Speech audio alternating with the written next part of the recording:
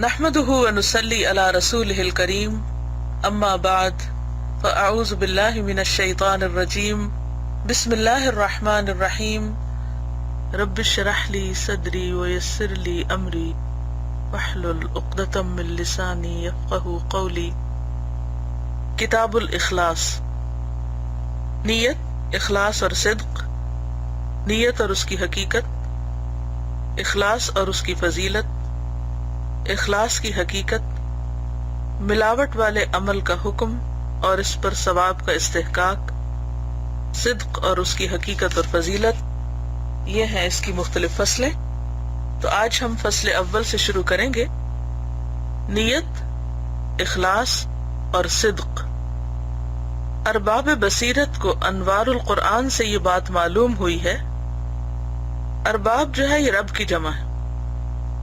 رب کا معنی جیسے کہ آپ سب جانتے ہیں کہ خالق، مالک اور مدبر ہوتا ہے، تو جب اس کی نسبت انسانوں کی طرف ہوتی ہے تو اس سے مراد خالق اور مالک نہیں ہوتا بلکہ مدبر ہوتا ہے، جیسے ربۃ البیت خاتون خانہ کو بھی کہتے ہیں کیونکہ وہ ہوم مینجمنٹ کرتی ہے۔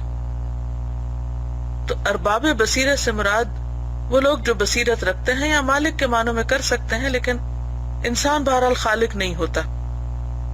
ارباب بصیرت جو بصیرت کے مالک ہیں، جن کو اللہ نے عقل، سمجھ اور فہم دے رکھی ہے، ان کو انوار القرآن یعنی قرآن کے نور، نور کی جمع ہے انوار، یعنی قرآن کی جو روشنی ہے اس سے یہ بات معلوم ہوئی ہے کہ سعادت تک پہنچنے کے لیے، یعنی خوش قسمتی تک پہنچنے کے لیے، اصل کامیابی تک پہنچنے کے لیے علم اور عبادت نہایت ضروری ہیں۔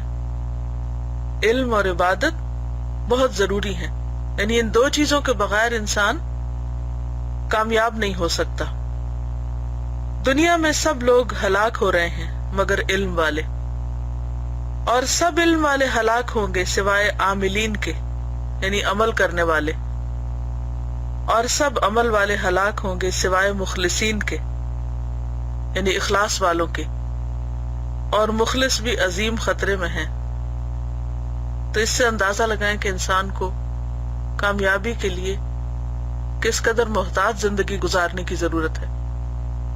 اور محتاط زندگی کا دوسرا نام تقوی والی زندگی ہے، جس میں ہر لمحے انسان محتاط رہتا ہے، بولتے ہوئے، چلتے پھرتے ہوئے، کسی سے معاملہ کرتے ہوئے، کسی کے سامنے اس سے معاملہ کرتے ہوئے، کسی کی غیر حاضری میں اس کے بارے میں کچھ رائے دیتے ہوئے۔ بغیر نیت کے عمل محض مشقت ہے، یعنی مزدوری ہے، عاملۃ ناصبہ، کام کر کر کے تھک رہے ہیں لیکن فائدہ اور حاصل کچھ بھی نہیں، کیونکہ وہ اللہ کے لیے نہیں۔ اور نیت بغیر اخلاص کے ریا یعنی دکھاوا، اور اخلاص بغیر تحقیق کے غبار، یعنی اس کی بھی کوئی حقیقت نہیں۔ اللہ تعالیٰ نے فرمایا وَقَدِمْنَا إِلَى مَا عَمِلُوا مِنْ عَمَلٍ فَجَعَلْنَاهُ هَبَاءً مَنْثُورًا، اور ہم ان کے اعمال کی طرف متوجہ ہوئے اور اسے پریشان غبار بنا دیا، یعنی پہاڑوں جتنے عمل ریت کے ذرات کی طرح قیامت کے دن اڑا دیے جائیں گے، ان کو نامہ اعمال میں یا میزان میں کوئی وزن نہ دیا جائے گا۔ فَلَا نُقِيمُ لَهُمْ يَوْمَ الْقِيَامَةِ وَزْنًا، جیسے سورۃ الکہف میں آتا ہے۔ کیوں؟ اس لیے کہ ان اعمال کا سائز تو بہت بڑا تھا لیکن ان کے اندر اخلاص نہ تھا، یعنی وہ اللہ کے لیے نہ تھے۔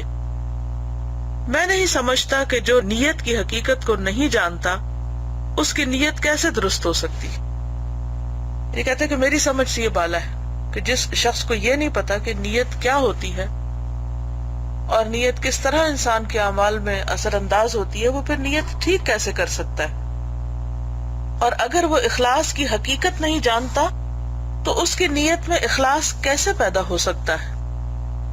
اور اگر اسے صدق کے معنی کا علم نہیں، یعنی سچائی کا معلوم ہی نہیں کہ وہ کیا ہوتی ہے، تو مخلص اپنے نفس سے صدق کا مطالبہ کیسے کر سکتا ہے، یعنی اپنے آپ سے سچا کیسے ہو سکتا ہے؟ ہر بندے کا جو اللہ کی اطاعت کا ارادہ کرے، پہلا کام یہ ہے کہ وہ نیت کو جانے. یہ وجہ ہے کہ محدثین کا یہ طریقہ رہا ہے کہ کتاب کے آغاز میں وہ نیت کا باب رکھتے ہیں، اس سے شروع کرتے ہیں. اور صرف یہ کتابیں لکھتے ہوئے نہیں، بلکہ کوئی بھی کام کرتے وقت انسان اس چیز کو سب سے پہلے مد نظر رکھے تاکہ اسے معرفت حاصل ہو، اور پھر صدق اور اخلاص کی حقیقت معلوم کرنے کے بعد اپنے عمل کو اس کے مطابق درست کرے، کیونکہ بندے کے لیے یہی نجات کا وسیلہ ہے. کیا چیز نجات کا وسیلہ؟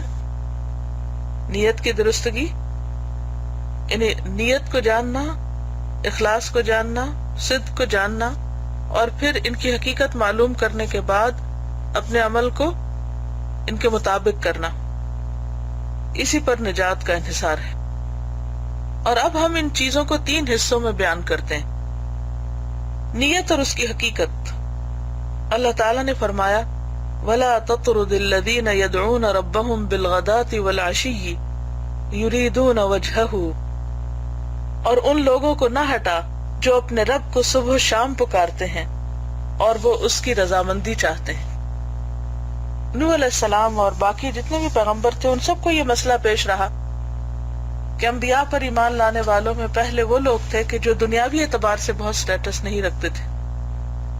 تو اس قوم کی ایلیٹ نے اس بات پر اعتراض کیا کہ آپ کی مجلس میں چونکہ ایسے لوگ موجود ہیں اس لیے ہم یہاں نہیں بیٹھ سکتے. کیونکہ آپ نے دیکھا ہوگا کہ ایسے لوگوں کی مخصوص مجالس ہوتی ہیں، مخصوص سرکلز ہوتے ہیں، بس انہی میں وہ رہتے ہیں، انہی کے اندر ہی وہ گھومتے پھرتے ہیں، انہی کے ساتھ اٹھتے بیٹھتے ہیں، اور سوسائٹی کے باقی لوگوں سے ان کا کوئی خاص تعلق نہیں ہوتا، رکھنا پسند بھی نہیں کرتے.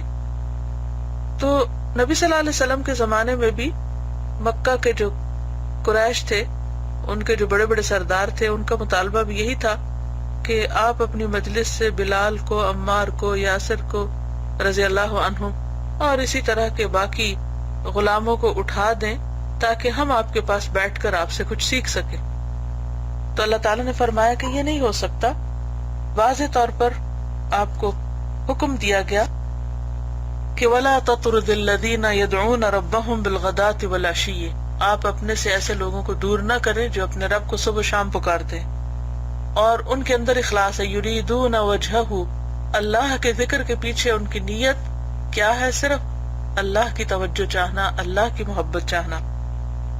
ایسے لوگ کسی بھی معاشرے کا قیمتی ترین سرمایہ ہوتے ہیں، جن کے اندر اخلاص ہوتا ہے، جن کے نیکی کے کام کسی دنیاوی شہرت کے لیے نہیں ہوتے، کسی وقتی مصلحت کی خاطر نہیں ہوتے، بلکہ سراسر اللہ کو راضی کرنے کے لیے ہوتے.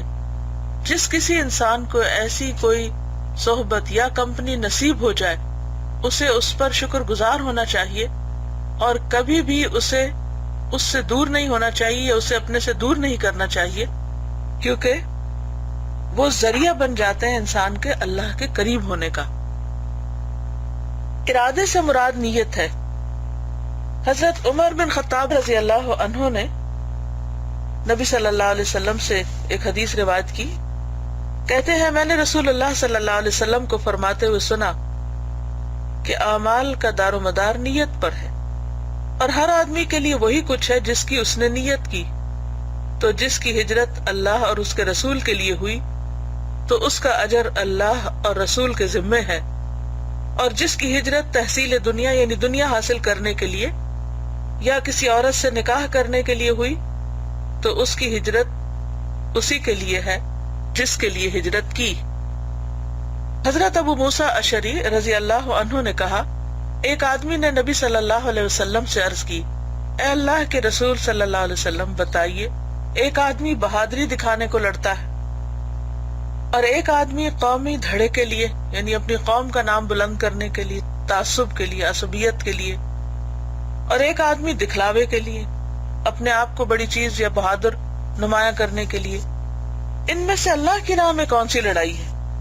یعنی بہادری ظاہر کرنے والے کی، یا پھر قوم پرست کی، یا پھر دکھاوا کرنے والے کی؟ تو رسول اللہ صلی اللہ علیہ وسلم نے فرمایا جو اللہ کے کلمہ کو بلند کرنے کے لیے لڑے وہ اللہ کی راہ میں ہے. یہ دونوں حدیثیں صحیحین میں ہیں اور آپ بہت دفعہ پڑھ اور سن چکے ہیں. اس پر میرا لیکچر بھی ہے، جیسی نیت ویسا پھل، یعنی اعمال کا دار و مدار نیت پر ہے. اس میں بھی کافی ڈیٹیل سے یہ باتیں بیان ہوئی ہیں، اس لیے میں ان کی تفصیلات میں نہیں جاؤں گی، صرف یاد دہانی ہی کافی ہے یہاں. حضرت جابر رضی اللہ عنہ نے کہا کہ رسول اللہ صلی اللہ علیہ وسلم نے فرمایا، تم اپنے پیچھے مدینے میں کچھ ایسے آدمی چھوڑ آئے ہو کہ تم جو بھی کوئی وادی طے کرتے ہو یا جو بھی راہ چلتے ہو وہ تمہارے ساتھ اجر میں برابر کے شریک ہیں. ان کو بیماری نے روک رکھا ہے. غزوہ تبوک کے موقع پر وہ آیات بھی نازل ہوئی تھی.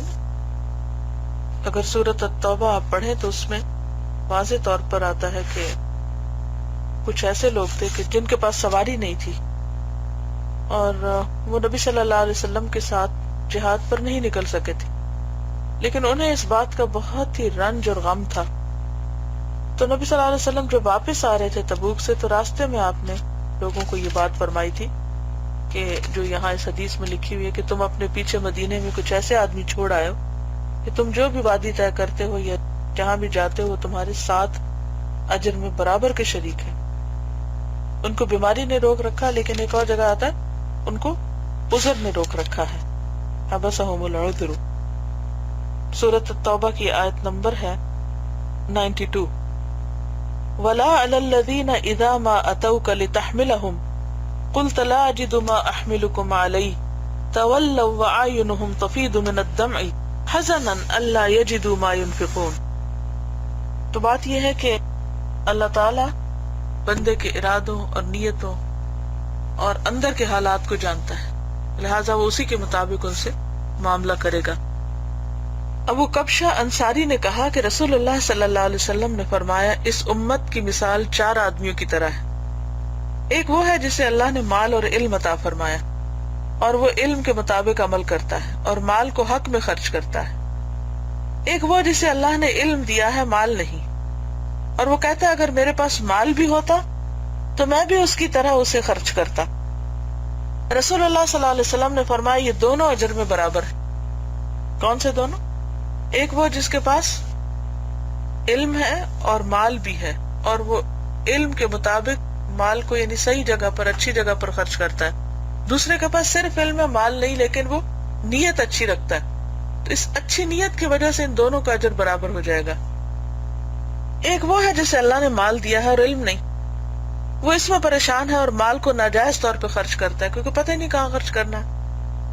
ایک وہ ہے جس کے پاس نہ مال ہے نہ علم، وہ کہتا ہے اگر میرے پاس مال ہوتا تو میں بھی فلاں کی طرح خرچ کرتا. تو رسول اللہ صلی اللہ علیہ وسلم نے فرمایا یہ دونوں گناہ میں برابر ہیں. حالانکہ اس کے پاس مال نہیں لیکن نیت ویسی ہے جیسے بے علم مال والی کی ہے، کیونکہ اس کو بھی پتہ کچھ نہیں ہے، جانتا ہی نہیں اور وہ غلط راہوں پر خرچ کر رہا ہے. ابو عمران جونی نے کہا فرشتے اعمال لے کر چڑھتے ہیں تو اللہ تعالیٰ فرماتے ہیں اس صحیفے کو پھینک دو، یعنی اعمال نامے میں سے کچھ حصہ پھینکوا دیا جاتا ہے. فرشتے عرض کرتے ہیں اے ہمارے رب اس نے اچھی بات کہی اور ہم نے اس کو لکھ لیا. اللہ تعالیٰ فرماتے ہیں اس نے میرے لیے نہیں کی، وہ تو دکھانے کے لیے کر رہا تھا کہ لوگ مجھے بہت ذہین اور عقل مند اور انٹلیکچوئل سمجھے. پھر اللہ تعالیٰ فرشتے سے کہتے ہیں فلاں آدمی کے لیے اتنی اتنی نیکی لکھو. وہ کہتے ہیں اے رب اس نے تو ایسا عمل نہیں کیا. اللہ تعالیٰ فرماتے ہیں اس نے اس کی نیت کی تھی. اگر انسان نیت کرتا ہے اور کر نہیں سکتا تو بھی اس کا اجر لکھ لیا جاتا ہے. حضرت عمر بن خطاب رضی اللہ عنہ نے کہا سب سے افضل عمل یہ ہے کہ آدمی اللہ تعالیٰ کے فرائض کو ادا کرے، جیسے نماز، روزہ، حج، زکوٰۃ وغیرہ. اللہ کی حرام کی ہوئی چیزوں سے پرہیز کرے، کھانے میں، دیکھنے میں، تعلقات میں، ہر چیز میں، اور اللہ تعالیٰ کے ثواب کی سچی نیت کرے، یعنی ہر کام اللہ سے اجر پانے کے لیے کرے. کیونکہ بندہ جب بندوں سے اجر پانے کے لیے کرتا ہے تو بندے تو دے نہیں سکتے، لیکن جب اللہ کے لیے کرتا ہے تو اللہ تعالیٰ اس سے کہیں زیادہ بہتر دیتے ہیں جو کوئی بندہ انسان کو دے سکتا ہے. مثلاً آپ کسی کے ساتھ بھلائی کرتے ہیں اور آپ چاہتے ہیں کہ وہ آپ کے ساتھ ویسی بھلائی کرے، یا یہ کہ آپ نہ بھی چاہیں اور وہ ویسی کر دے، ہو سکتا ہے آپ کو اس کی ضرورت نہ ہو، لیکن جب آپ اللہ کے لیے کرتے ہیں تو اللہ تعالیٰ کو پتا ہے کہ آپ کو کس بھلائی کی کہاں اور کس موقع پر ضرورت ہے، تو وہ کہیں زیادہ بہتر طور پر آپ کو لوٹاتا ہے. بعض اوقات بندے آپ کو شکریہ میں جواباً کچھ دینا بھی چاہتے ہیں، لیکن وہ دیا ہوا بھی آپ پر بوجھ ہوتا ہے، آپ کو وہ چاہیے نہیں ہوتا، تو کیا فائدہ ہے ایسی چیزوں کا؟ کیونکہ بندوں کو تو علم ہی نہیں ہماری اصل ضرورت کیا ہے. تو پہلی بات ہے کہ بندوں کو پتہ ہی کوئی نہیں ہمیں چاہیے کیا. دوسری بات یہ کہ اگر انہیں پتہ چل بھی جائے کہ ہمیں کیا چاہیے تو خود فقیر ہے، وہ کہاں سے دیں بیچارے. تو پھر ایسے میں بندوں سے توقع رکھنے کا نقصان کیا ہوتا ہے؟ انسان کی فرسٹریشن میں مزید اضافہ ہی ہوتا چلا جاتا ہے، انسان کے غم اور دکھ بڑھتے چلے جاتے ہیں اور حاصل کچھ بھی نہیں ہوتا. تو اس لیے بہتر کیا ہے کہ انسان کچھ بھی کرے ثواب کی سچی نیت کر لے. کس سے؟ اللہ سے لینے کی. بعض کہا کرتے تھے مجھے کوئی ایسا عمل بتاؤ جس سے میں ہمیشہ اللہ کے لیے عمل کرنے والا ہو جاؤں. تو اسے کہا گیا نیکی کی نیت کر، تو ہمیشہ عامل رہے گا اگرچہ عمل نہ کرے. تو نیت قبول ہوتی ہے اگرچہ عمل نہ ہو، کیونکہ جس نے رات کو نماز پڑھنے کی نیت کی پھر وہ سو گیا تو اسے نیت کا ثواب ضرور مل جائے گا. تو نیت تو کریں، لیکن ہم ڈر کے مارے نیت بھی نہیں کرتے کہ ہائے بڑی مشکل ہوگی، اس لیے کہتے ہی نہیں. کم از کم شوق تو ظاہر کریں. جب انسان کسی چیز کا شوق ظاہر کرتا ہے اور کرنا بھی چاہتا ہے لیکن کسی وجہ سے نہیں کر سکتا، تو اللہ تعالیٰ کو پتا ہے کہ کون کتنا سچا ہے. یہاں آتا ہے صدق کا مقام کہ اگر ہماری نیت میں سچائی ہے تو اللہ تعالیٰ اس کا بہترین اجر عطا فرماتے ہیں. حدیث میں ہے جس آدمی نے رات کا کوئی وقت نماز پڑھنے کے لیے مقرر کر رکھا ہو پھر وہ سو جائے تو اس کی نماز کا اجر اس کے لیے لکھا جاتا ہے اور اس کا سو جانا اس پر خدا کا صدقہ ہو جاتا ہے. حدیث میں ہے کہ مومن کی نیت اس کے عمل سے بہتر ہے. اگرچہ حدیث ضعیف ہے لیکن بات یہ ہے کہ جیسے اوپر بات ہو رہی تھی کہ انسان کی نیت جو ہے اگر وہ کر لیتا ہے تو عمل نہ بھی ہو تو اجر ملتا ہے، تو اس اعتبار سے نتیجہ یہی نکلتی ہے بات. تو اگر ہم یہ نہ کہیں کہ یہ حضور نے فرمایا یہ حدیث ہے، یہ بات اٹ سیلف ہے سم ریالٹی. تو اس لیے یہ کہنے کی بجائے کہ حدیث ہے کیا کہا جائے کہ ایک قول ہے، کہا جاتا ہے، تو پھر کوئی حرج نہیں. معلوم ہونا چاہیے کہ اعمال کی 3 قسمیں ہیں. پہلی قسم گناہ ہے. یہ نیک نیتی سے نیکی نہیں بن سکتے، نیک نیت سے نیکی نہیں بن سکتے. یعنی اگر آپ نے اچھی نیت سے چوری کی کہ میں کسی کا مال اٹھا کے صدقہ کر رہا ہوں تو اس سے چوری جو ہے وہ ثواب کا کام نہیں ہو سکتا. جیسے کوئی آدمی حرام مال سے مسجد بنائے تو نیت اس میں مؤثر نہیں ہوگی اگرچہ بھلائی کی نیت کرے، کیونکہ برائی آخر برائی ہے. نیکی صرف وہ ہے جسے شریعت نیکی سمجھتی ہے. یہ کس طرح ممکن ہے کہ برائی نیکی بن جائے؟ یہ ناممکن ہے. اب دیکھیں گندے پانی سے آپ نہائیں دھوئیں جو بھی کریں گندے ہی رہیں گے. تو یہ حال حرام مال کا ہے، حرام کاموں کا، حرام طریقوں کا. معلوم ہونا چاہیے کہ جو آدمی حرام مال سے مسجد یا مدرسہ تعمیر کر کے بادشاہ کا قرب حاصل کرنا چاہے وہ ایسا ہے جیسے علماء سوء یعنی برے علماء بے وقوفوں اور شریر لوگوں کو علم سکھاتے ہیں جو فسق و فجور میں مشغول ہیں. کیونکہ یہ لوگ جب علم حاصل کر لیں گے تو اللہ تعالیٰ کے راستے کے ڈاکو بنیں گے اور نقصان دہ ہوں گے. یہ دنیا پر کتوں کی طرح جھپٹیں گے، جیسے بنی اسرائیل کے بارے میں آتا ہے کہ ان کے علماء جو تھے وہ دنیا کی خاطر دین بیچ ڈالتے تھے. فَيَشْتَرُونَ بِهِ ثَمَنًا قَلِيلًا، خواہشات کی پیروی کریں گے اور ان کا وبال ان کے استاد پر ہوگا، کیونکہ اس کو ان کی بدنیتی اور علم حاصل کرنے کے مقصد کا اندازہ تھا.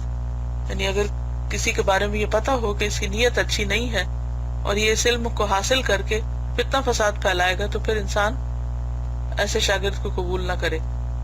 لیکن آج کل تو استادوں بیچاروں کے پاس خود کوئی اختیار ہی نہیں ہوتا کہ کس کو شاگرد بنائے اور کس کو نہ بنائے، کیونکہ یہ پڑھانا اور پڑھنا بھی ایک پیشہ بن گیا ہے. تو جب کوئی چیز پیشہ وری بن جاتی تو پھر اس کی روح ہی نکل جاتی. بہرحال مطلب یہ ہے کہ اگر کسی شخص کے بارے میں آپ کو نیت پتہ چل جائے، مثلا آپ کو پتہ ہے کہ آپ کا بیٹا اگر پیسے لے گا اور لے کر وہ کسی غلط جگہ لگائے گا تو پھر دینے کی وجہ سے اس کے گناہ میں آپ بھی شریک ہو جائیں گے. اسی طرح قصہ گو لوگوں کو قصوں کی تعلیم حاصل کرنا ہے کہ ان میں سے اکثر کا مقصد دنیا حاصل کرنا اور مال اکٹھا کرنا ہوتا ہے. تو ان کو تعلیم دینا فساد پر مدد کرنا ہے. یعنی اگر کوئی شخص ایسا علم حاصل کرنا چاہتا ہے جس سے آپ کو پتہ چل رہا ہو، اندازہ ہو رہا ہو کہ وہ اس کے بدلے دنیا چاہتا ہے، چاہے دنیا کی شہرت چاہتا ہے یا دنیا کا مال چاہتا ہے، تو پھر انسان اس کو تعلیم دینے سے پرہیز کرے.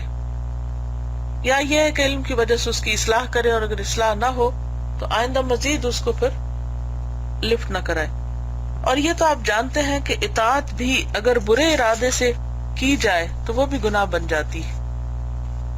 یعنی اگر مال خرچ کر رہا ہے تو اطاعت ہے، لیکن اگر نیت خراب ہے تو وہ خرچ کرنا بھی برا ہے. اسی طرح گناہ خواہ کسی بھی نیت سے کیا جائے نیکی نہیں بن سکتا. اگر اس کے ساتھ ارادہ بھی گندا ہو تو اس کا بوجھ اور بھی بڑھ جاتا ہے، اور ایسا شخص وبال عظیم کا مستحق ٹھہرتا ہے. کون؟ اگر کسی کا ارادہ گندا ہو اور پھر اچھا کام چاہے ظاہراً کر رہا ہو تو اس کا فائدہ کچھ نہیں جب تک نیت اچھی نہ ہو. دوسری قسم عبادات کی ہے، اور افضلیت میں اضافہ نیت پر منحصر ہے. بعض لوگ صرف اللہ کی عبادت کی نیت کرتے ہیں، بعض لوگ صرف اللہ کی عبادت کی نیت کرتے ہیں. اگر کوئی نیت نہ ہو تو پورے ثواب سے محروم رہے گا. اس کے مقابلے میں عمل کی افضلیت کا انحصار نیک نیتوں کی کثرت سے ہوتا ہے. یعنی جتنی اچھی نیت ہوگی اتنا زیادہ اجر اور ثواب ہوگا، کیونکہ ایک ہی اطاعت میں بہت سی نیکیوں کی نیت ممکن ہے. ایسی صورت میں ہر نیت پر ثواب ملے گا، کیونکہ ان میں سے ہر ایک مستقل نیکی ہے، اور پھر ہر نیکی 10 گنا تک بڑھ جاتی ہے. اس کی مثال مسجد میں بیٹھنا ہے کہ وہ ایک نیکی ہے، اور اس کے ساتھ ہی بہت سی نیتیں بھی ہو سکتی ہیں. ان میں سے یہ بھی ہے کہ نماز کے انتظار میں بیٹھے، اعتکاف کی نیت بھی ہو سکتی ہے، اعضاء کو گناہ سے روکنے کی نیت بھی ہو سکتی ہے، اور اس کے ساتھ ہی یہ نیت بھی کہ اللہ کی راہ سے روکنے والی چیزوں سے علیحدہ ہو جائے، خالص اللہ تعالیٰ کے ذکر میں مشغول ہو، وغیرہ وغیرہ. تو یہ زیادہ نیتیں کرنے کا طریقہ ہے. اسی پر تمام عبادتوں کو قیاس کرنا چاہیے. کوئی اطاعت بھی ایسی نہیں جس میں زیادہ نیتیں نہ ہو سکتی ہوں. مثلاً اگر آپ حج اور عمرے کے لیے جاتے ہیں تو آپ صرف ایک ریچول کی ادائیگی کے لیے نہ جائیں، بلکہ ساتھ نیت کریں کہ اچھا میں لوگوں کو کچھ سکھاؤں گا بھی وہاں جو اللہ نے مجھے علم دیا ہے، یا یہ کہ میں ان پر صدقہ خیرات کروں گا جو میرے آس پاس ایسے لوگ ہوں گے کہ جو سفر کے ساتھی ہوں گے، یا یہ کہ میں ان کی خدمت کر کے ثواب حاصل کروں گا، یا یہ کہ میں اچھی کتابیں، اچھی کیسٹس اور اچھی چیزیں بانٹوں گا ان کے بیچ میں تاکہ ان کو بھی اللہ کے دین کا علم ہو. اور پھر یہ بھی نیت ہو کہ میں اس عمل کا جو اجر اور ریوارڈ ہے وہ اللہ سے قیامت کے دن لینا چاہوں گا، اور اس کے اوپر کسی قسم کی کوئی شہرت اور ریاکاری نہ ہوگی.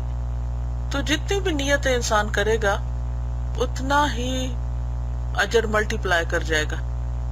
تو بہتر یہ ہے کہ انسان ایک ٹرپ میں، ایک سفر میں، ایک کام کرتے وقت ایک سے زیادہ نیتیں کر لے. مثلاً جب لاسٹ ایئر میں پاکستان آئی تھی تو میں نے کئی نیتیں کی ہوئی تھی. یہ الگ بات ہے کہ انسان اس میں ٹاپ پر ایک نیت رکھتا ہے، پھر اس کے بعد کچھ نیتیں، یعنی ایک چیز ٹاپ موسٹ پرائرٹی ہوتی ہے، پھر کچھ اور چیزیں بھی ہوتی ہیں. لیکن یہ کہ اللہ تعالیٰ کے خزانے وسیع ہیں، اور انسان ایک سے زائد نیتیں کرتے ہوئے اللہ کے زیادہ خزانوں سے فائدہ اٹھائے. جب اس نے ہمیں دعوت دی ہے تو ہم تھک جاتے ہیں یا ہمارے اندر کمی ہے، مگر اللہ کے ہاں کمی نہیں. لکھتے ہیں کہ تیسری قسم مباح چیزوں کی ہے، اور ہر مباح میں ایک سے زائد نیتیں ہو سکتی ہیں، اور ان سے بڑے بلند درجات حاصل کیے جا سکتے ہیں. جو آدمی ان چیزوں سے غافل ہے اور ان کو جانوروں کی طرح استعمال کرتا ہے وہ بڑے نقصان میں ہے. اور بندے کو اپنے خیالات اور اقدامات اور نگاہوں کو حقیر نہ سمجھنا چاہیے. یعنی خیالات کی بھی ویلیو ہے، خیالات بھی کوئی معمولی چیز نہیں ہے. اور اقدامات یعنی جب کوئی کام کرنے کا ارادہ کرتا ہے انسان اور پھر آگے بڑھتا ہے تو ارادے کو بھی حقیر نہیں سمجھنا چاہیے، اور نگاہوں کو حقیر نہ سمجھنا چاہیے کہ انسان مختلف چیزوں پر کس نظر سے نگاہ ڈالتا ہے. مثلاً برف برس رہی ہے تو آپ کس طرح دیکھ رہے ہیں اس کو، آسمان کو کس نظر سے دیکھتے ہیں، زمین کو کس نظر سے دیکھتے ہیں، کسی پھول پتے کو کس نظر سے دیکھتے ہیں. کیا ان چیزوں کو دیکھ کر آپ کو اللہ کی محبت آ رہی ہے؟ اللہ کی یاد آ رہی ہے، یا پھر آپ ایسے غافلوں کی طرح بس دیکھ رہے ہیں ان کو، ان کا رنگ شنگ دیکھ کے چھوڑ دیتے ہیں یا مسل کے پھینک دیتے ہیں. تو ڈیپینڈ کرتا ہے نا کہ آپ مختلف چیزوں کے ساتھ کیا اور کیسا معاملہ کرتے ہیں. قیامت کے دن ان میں سے ہر ایک کے متعلق سوال ہوگا کہ فلاں کام کیوں اور کس ارادہ سے کیا تھا. یعنی مباح چیزوں کے بارے میں بھی سوال ہوگا. مباح چیزوں سے خدا کا قرب حاصل کرنے کی مثال خوشبو لگانا ہے. خوشبو لگانے میں سنت کا اتباع، مسجد کے احترام اور بدبو کو دفع کرنے کی نیت کرے کہ بدبو سے لوگوں کو تکلیف ہوتی ہے. امام شافعی رحمہ اللہ نے کہا جس کی بو اچھی ہو اس کی عقل زیادہ ہوتی ہے. یعنی وہ سمجھدار شخص ہے، عقل مند انسان ہے. اسی طرح سر میں تیل لگانے سے ذہانت اور عقل کی تیزی پیدا ہوتی ہے اور دینی مہمات کا ادراک آسان ہو جاتا ہے. یعنی دین کی باتیں زیادہ سمجھ میں آتی ہیں کیونکہ انسان ایکٹیو ہو جاتا ہے، مینٹلی جاگ اٹھتا ہے. بعض سلف نے کہا میں پسند کرتا ہوں کہ ہر چیز میں میری نیت ہو. کتنی خوبصورت بات ہے یہ. میں پسند کرتا ہوں کہ ہر چیز میں میری نیت ہو، خواہ وہ فرض ہے یا سنت ہے، نفل ہے، مباح ہے، مستحب ہے، کچھ بھی ہے، ہر چیز میں نیت ہو. یہاں تک کہ کھانے پینے، سونے اور بیت الخلاء میں جانے میں بھی نیت ہو. ان میں سے ہر چیز کے ساتھ اللہ کا قرب حاصل کرنا ممکن ہے، کیونکہ یہ سب چیزیں وہ ہیں جو بدن کے بقا اور دین کے بقا اور دین کے مہمات کے لیے، یعنی دین کے کاموں کے لیے دل کی فراغت کا سبب ہیں. اب اس میں باقی چیزیں تو شاید آپ سمجھ رہے ہو کہ کھانا کھا کے طاقت آتی ہے، پی کر پیاس بجھتی ہے تو انسان کو سکون آتا ہے اور زیادہ اچھی طرح بات ہو سکتی ہے. سونے کا بھی، بیت الخلاء جانے میں بھی کیا نیت ہو کہ مثلاً اگر آپ کو بیت الخلاء جانے کی ضرورت ہے اور آپ زبردستی بیٹھ کر تلاوت ہی کر رہے ہیں چاہے، اور آپ کو یکسوئی نہیں ہو رہی، تو ایسی تلاوت کا کیا فائدہ؟ پہلے انسان اپنی ضرورت کو پورا کرے اور پھر دل کی فراغت، یعنی کسی بھی اور طرف دھیان جانے سے اپنے آپ کو بچا کر یکسو ہو کر کوئی بھی کام کرے، چاہے وہ چھوٹا ہو یا بڑا ہو. تو ایسی صورت میں انسان کا چند لمحوں کے لیے اپنے کام سے ہٹ جانا اور اپنی فطری ضرورت کو پورا کر لینا، یہ بھی اجر اور ثواب کا باعث ہے. جو آدمی کھانے میں عبادت کے لیے قوت حاصل کرنے کی نیت کرے اور نکاح میں اپنے دین کو بچانے، اپنے گھر والوں کا دل خوش کرنے اور نیک اولاد کے حاصل ہونے کی نیت کرے تو ان سب پر اسے ثواب ملے گا. اپنے کلمات اور حرکات کو حقیر نہ سمجھو. حساب ہونے سے پہلے پہلے اپنے نفس سے خود حساب کر لو، اور جو کام بھی کرنا ہو اس سے پہلے اپنی نیت صحیح کرو. جو چھوڑو اس میں اپنی نیت کو دیکھو. معلوم ہونا چاہیے کہ نیت نفس کی آمادگی اور اس کی مصلحت کی طرف اس کے میلان کا نام ہے. معلوم ہونا چاہیے کہ نیت نفس کی آمادگی اور اس کی مصلحت کی طرف اس کے میلان کا نام ہے. نیت نفس کی آمادگی یعنی دل چاہے کسی کام کے کرنے کو، اور اس کی مصلحت کی طرف یعنی اس کا فائدہ نظر آئے، اس کے میلان کا نام ہے، جھکاؤ کا نام ہے. خواہ موجودہ وقت میں ہو یا آئندہ میں، یعنی فوری طور پر کوئی کام سامنے ہو یا پھر ان فیوچر کچھ کرنے کا ارادہ ہو.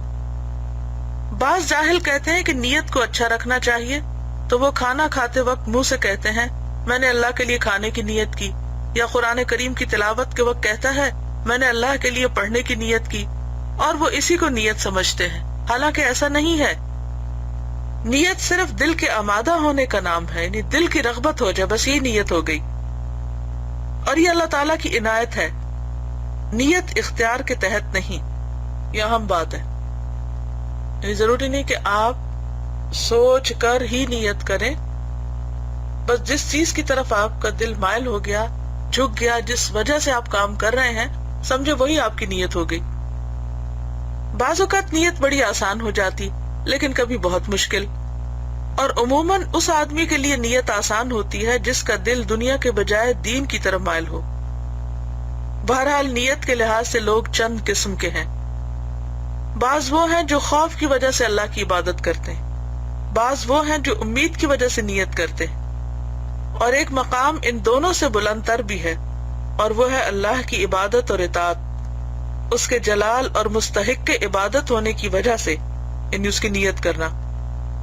اور یہ نیت عام دنیا داروں کو میسر نہیں ہوتی، یعنی یہ بات کہ اللہ عبادت کا مستحق ہے اس لیے میں اس کی عبادت کر رہا ہوں، کہ عام بندوں کو سمجھ نہیں آتی بات.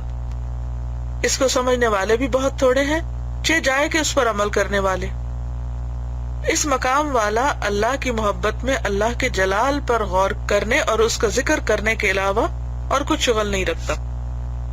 اس مقام والا، کس مقام والا؟ کہ جو اللہ کی عبادت اس لیے کرے کہ اللہ تعالیٰ اس بات کے لائق ہے کہ اس کی عبادت کی جائے. اس مقام والا اللہ کی محبت میں اللہ کے جلال پر غور کرنے اور اس کا ذکر کرنے کے علاوہ اور کچھ شغل نہیں رکھتا، یعنی اس کا دل ہر وقت اسی چیز کی طرف مشغول رہتا ہے کہ اللہ کی عظمت اور بزرگی کی باتیں، اور پھر اللہ کی یاد اور اللہ کا ڈر. احمد ابن خضروہ نے بیان کیا ہے کہ انہوں نے خواب میں اللہ تعالیٰ کو دیکھا. اب آپ کہیں گے کیا کوئی دیکھ سکتا ہے اللہ کو؟ تو بس ایک خواب ہی ہے نا، ایک امیجنیشن ہوتا ہے انسان کا. تو اللہ تعالیٰ نے فرمایا سب لوگ مجھ سے مانگتے ہیں اور ابو یزید مجھ کو مانگتا ہے. یعنی باقی لوگ اللہ سے دنیا کی چیزیں مانگتے ہیں اور ابو یزید جو ہیں وہ اللہ کو چاہتے ہیں، یعنی اللہ کو مانگتے ہیں. ہماری غرض نیتوں کی وجہ سے مختلف ہونا ہے. جس کے دل پر ایک چیز غالب ہو، بسا اوقات اسے اس کے علاوہ نیت میسر نہیں ہوتی. یعنی اگر انسان کے دل پر ہر وقت ایک ہی طرح کے خیالات غالب رہیں تو پھر کیا نہیں ہوتا؟ اور کاموں کے لیے جھکاؤ نہیں ہوتا، تو وہ نیت میں نصیب نہیں ہوتی. اور جس کو مباح میں نیت میسر ہو اور فضیلت میں میسر نہ ہوتی ہو تو اس کے لیے مباح بہتر ہے، فضیلت اسی کی طرف منتقل ہو جائے گی. اس کی مثال یہ ہے کہ کھانے پینے اور سونے میں یہ نیت ہو کہ اس سے عبادت کے لیے قوت حاصل کرے گا اور اپنے بدن کو آرام دے گا، لیکن فی الحال اس میں نماز اور روزے کا خیال نہ ہو تو کھانا اور سونا افضل ہے.